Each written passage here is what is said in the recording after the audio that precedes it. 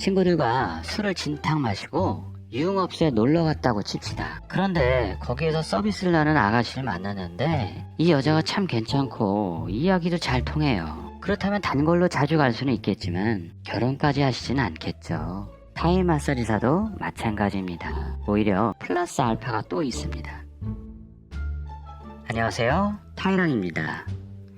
타이 마사지샵을 자주 다니는 남자분들, 간혹 마음에 드는 예쁘고 착한 관리사가 보일 때가 있을 겁니다.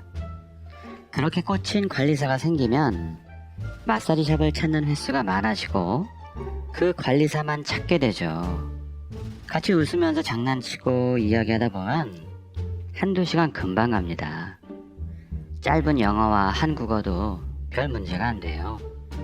닫혀진 좁은 공간, 어두운 조명, 마사지라는 스킨십이 있는 상황에서 관리사와 손님이 서로에게 호감이 생긴다면 관계가 발전하는 건 순식간입니다. 이렇게 연애를 시작하시는 분들이 종종 있는데요. 조심하셔야 됩니다. 절대로 타이 마사지사와 결혼을 전제로 하는 연애는 하지 마시기 바랍니다.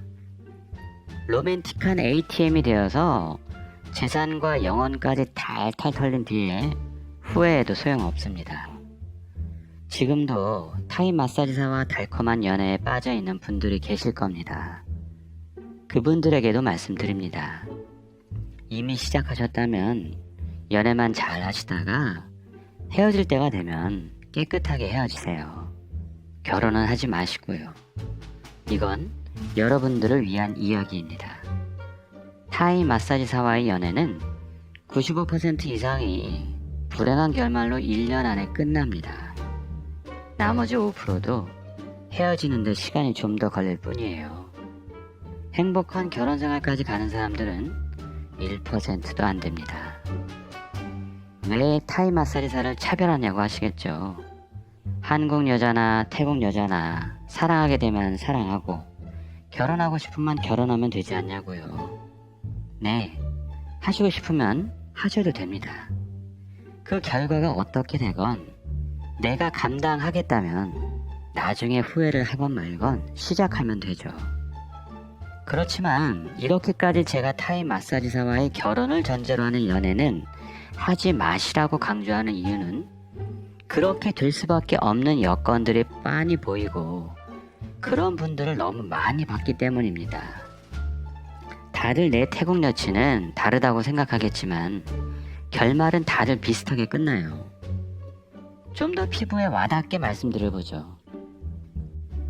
친구들과 술을 진탕 마시고 유흥업소에 놀러 갔다고 칩시다.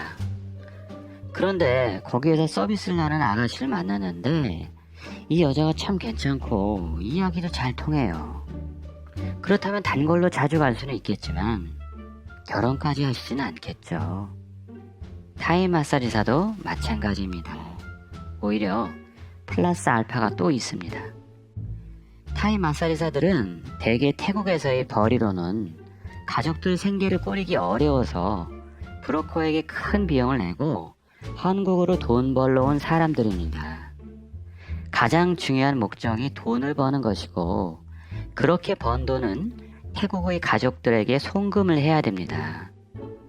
태국 남자들은 한량에 술주정뱅이, 바람둥이가 많은데 여자친구가 임신하면 도망가는 경우가 많습니다. 그래서 어린 나이에 미혼모가 되는 태국 여성들이 많죠. 그런데 태국 여성들은 남성들보다 훨씬 생활력도 강하고 가족의 부양에 대한 책임감도 큽니다. 이혼을 밥 먹듯 하지만 그렇게 이혼하면 여자 쪽이 키우는 게 대부분이고 여자는 부모에게 아이를 맡기고 일을 하는 것이 보통입니다. 그렇게 어려운 사정에 목돈을 마련해서 한국에 돈 벌러 왔습니다. 그런데 손님으로 만난 한국 남자가 여친이 된 타이 마사지사에게 마사지 일을 그만두라고 한다면 그 한국 남친은 그녀가 가족들에게 보내줄 송금을 부담해주던지 아니면 다른 일을 찾아두던지 대책이 있어야 됩니다. 태국은 병원비도 살인적이라 가족 중 정말 아픈 사람이 생기면 밑 빠진 독처럼 돈이 한없이 들어가기도 합니다. 그걸 그녀들은 마사지샵에서 땀땡까지 해가면서 버는 거죠. 물론 이보다 좋은 사정인 타이 마사지사들도 있지만 한국으로 돈을 벌러 왔다는 자체가 태국 내에서 생활이 어려웠다는 증거인 것은 똑같습니다. 이렇게 타이 마사지사들의 그 가족들을 매달 지원하게 되는 경제적 부담이 생길 수가 있고요.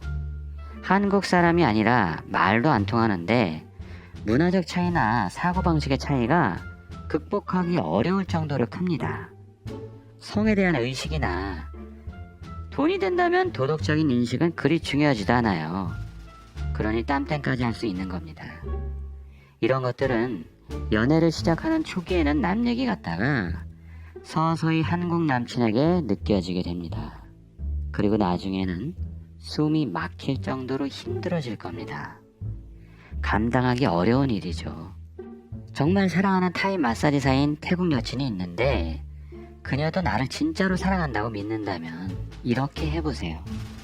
내 상황이 안 좋아져서 금전적으로 도움을 줄 수 없다고 하시고 절대로 금전적 지원을 하지 않는 겁니다. 물론 데이트 비용은 부담하는 선에서 말이죠.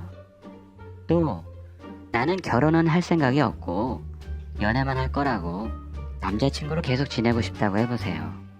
아마도 80% 이상의 타이 마사지사들은 금방 떨어져 나갈 겁니다.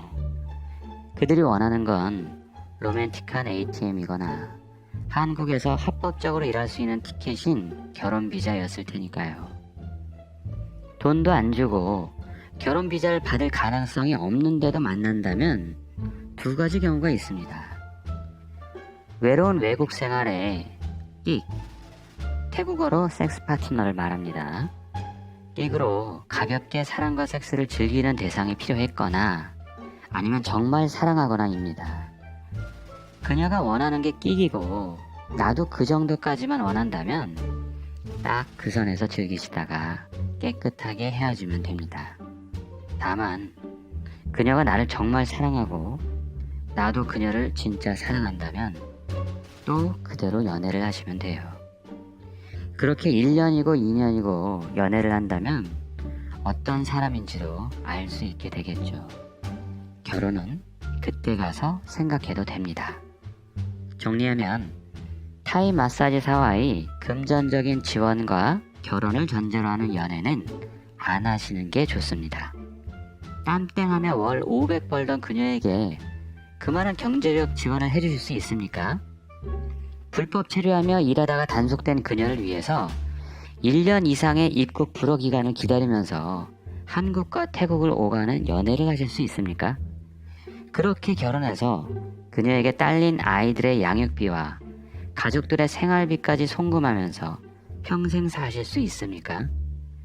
하나라도 망설여지신다면 절대로 결혼은 생각하지 마세요. 그녀의 흑기사가 되어주겠다고 하시다가 돈도 잃고 인생이 망가집니다. 그렇게 되지 마세요. 짧으면 한두 달, 길어야 1년 안팎으로 한국에 머물다가 돌아갈 사람들입니다. 연애하는 동안이라도 잘 해주시다가 헤어지게 되면 고이 보내주세요. 단속되어 추방되건 자진 출국하건 결국은 각자의 생활로 돌아가야 하는 사람들입니다. 재미있게 보셨다면 구독과 좋아요, 알람 설정을 해주시면 제가 더 많은 영상들을 만드는 데 큰 힘이 됩니다. 감사합니다.